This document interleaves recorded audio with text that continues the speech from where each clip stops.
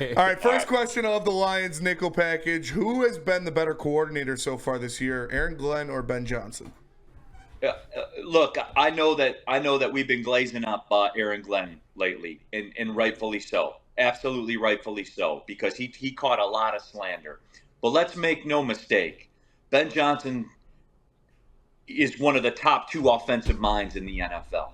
And of course, we got to pay homage to the man that is Andy Reid. But I mean, we forget about Ben Johnson. Look at all this chicanery that's going on, and Sean, like we have full on started to take this Lions offense for granted. They are an elite unit, elite offense in the National Football League.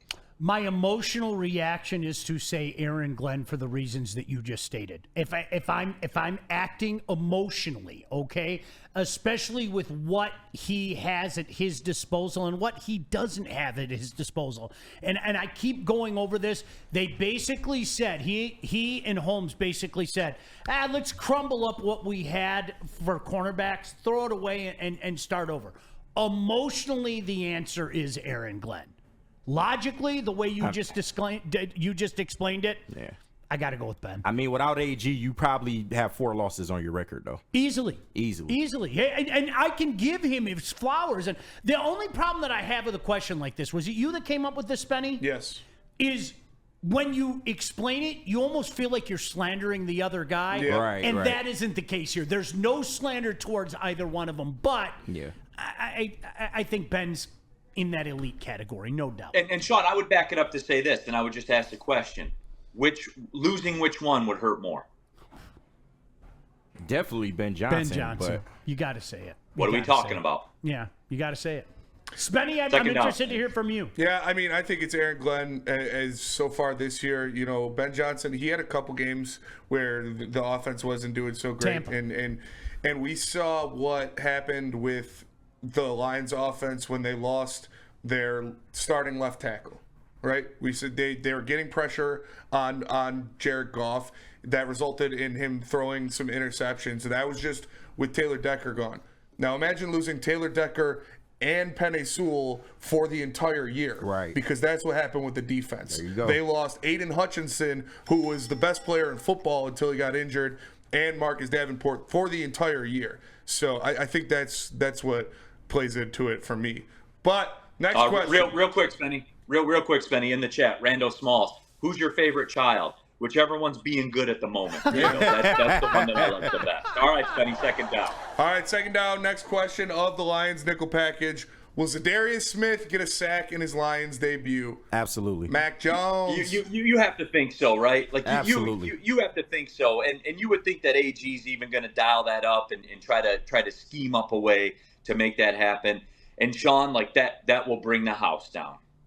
And, you know, so much talk about what the Lions did for him last week. And, you know, he's going to want to make immediate dividends. And you're absolutely right. He becomes an instant hero in Detroit. He already is, but he does it there. Are you kidding me? Yeah, I think it's a given. Yeah, the Jaguars' offensive line is terrible. and they got a pylon back there in Mac Jones. Yeah. So I'm Yeah, excited. you would think, man, and that crowd's just gonna fall out, man. It's gonna be awesome to see. Woodward Sports chat thread, jump into there, get your thoughts out there. I had it and I lost it. It was one of the haters in the chat. Copa Celtic Sushi. Neil's at the Motel 6 watching the show, just like the rest of everybody else that's watching it. We're in the Hilton, but no, I feel you there, Celtic. We're all right though. We're doing okay. That's a flex, Neil. You getting a fruit bowl delivered to you for room service? No, I had to go downstairs and get it, but I did get the fruit with the Greek yogurt, and the coffee and all that smash. Shout out to Herman Moore. He had me and Easy up in Shout out. Where was it? Soaring Eagle. Soaring Eagle Casino. Everything was comp. The room. First thing I did, get in there, ordered room service. Room service as soon as I got back from the show. It was awesome. But next question of the Lions nickel package: do you expect the offense to treat Jacksonville like Tennessee? Ben Johnson came out recently and said it's time for this offense to start pulling its weight because the special teams and the defense have been playing so well lately. He said the other day it's time for the offense to start pulling their weight. Yes, Yes, I do. Because when he comes out publicly and says that, then that Yeah. creates expectations. And more importantly, if you don't do it, it creates doubt. So when you come out and you say things like that, you have to be prepared to act on them. I 50 do ball think that loaded. offensively. Yeah, and like, look, man, I've never seen a game like that Tennessee game before, where you're taking over at the 20-yard line like 4 times in a row. Like that doesn't happen. So yes, I would expect that. I would expect that from the offense. I would expect that from Ben Johnson. And I think later on in the game, they're probably going to settle for a bunch of field goals as well. Like seriously, I mean, it's funny. I read something today about that game. It was my first year covering the Lions, and I think this is the highest spread since they played that game against Jacksonville, if I'm not mistaken. They ended up winning the game 44-0. Neil, like, I'm not going to say 44-0, but I think you're going to see that type of thing, vibes of that game, and certainly the vibes of the game against Tennessee last month. Yeah, and Sean, just like going back to it, based on what you said, how the Jaguars are not going to be able to score touchdowns. Mm-hmm. Yeah. They're just not. Like the Lions defense has already proven elite at keeping you out of the end zone, and field goals get you beat, especially on the road. So Yep. you They'll guys be can lucky. put all the pieces together. They'll be lucky to score 10 points. Yeah. I wouldn't be surprised if the 100%. score of this game was 47-9. See, that's the type of stuff that's why I said settled for field goals. I can see the Lions getting their touchdowns earlier and then going, all right, let's show a little mercy. Jake Bates, go out there and hit a 38-yarder. Go hit a 45-yarder, whatever the case may be. I can see a scenario just like that. No Right? mercy. You get No slander. you get your 5 touchdowns and then you tack on 3 field goals, and all of a sudden, there you are sitting there going, how the hell did we get 44 points? Well, that's why. Which feel is that. a good segue to fourth down. Yeah, 4th down. Speaking of which, if you're dropping 44, close to 50 points, you might see some backups in there. So 4th question of the nickel package, will we see Hendon Hooker in this game? Yes. Yep. Yes. We're going to see Hendon Hooker in the Yes. next 3 weeks. Yes. Fourth quarter. Nothing more to say. Fourth quarter. I don't think they'll insert him too early because much like that Tennessee game. Remember all the why isn't Hendon Hooker in there? Take Jared Goff out. I can see a scenario like that where he comes trotting out in the fourth quarter. All right, 5th down, Spenny. I wouldn't be surprised if Hendon Hooker got snaps in the next 3 games for the Yeah, Detroit that's Lions. Final question of the Lions nickel package. Will this be the nail in the coffin for old Doug Peterson? Will he be the Jacksonville Jaguars head coach this time next week? Yeah.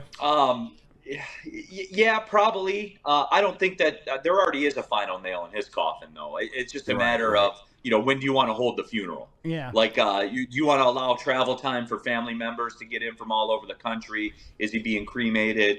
You got to figure those things out. So the coffin's already closed, and it will be a closed casket funeral because they're a disaster. I was told Trevor Lawrence is elite. I was told Trevor Lawrence. Then I was told that Trevor Lawrence is here. Then I was told that Urban Meyer was the problem for Trevor Lawrence. Are we done? Are we out of excuses for Trevor Lawrence?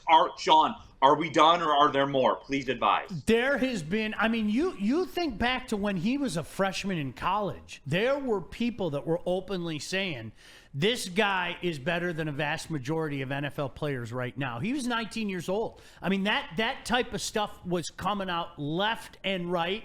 And I don't know what happened in the last few years. There was a trajectory. Remember the great comeback in the playoff? But there was a little trajectory. Not the trajectory that people made it out to be, but you were starting to see a trajectory, and then it was gone. Yeah. And shout out to JP Shadrick. He's a beat reporter for the Jaguars. We talked to him yesterday, and he even brought up, for all the things that Trevor Lawrence does well, it's just the mistakes that he makes, in late game situations that has really held him back. But Shad Khan, he also mentioned that Shad Khan is not an owner that normally, fires people during the season, but he even said that Doug Peterson's job is most definitely, up for discussion at the end of the year. Yeah, he's a dead man walking.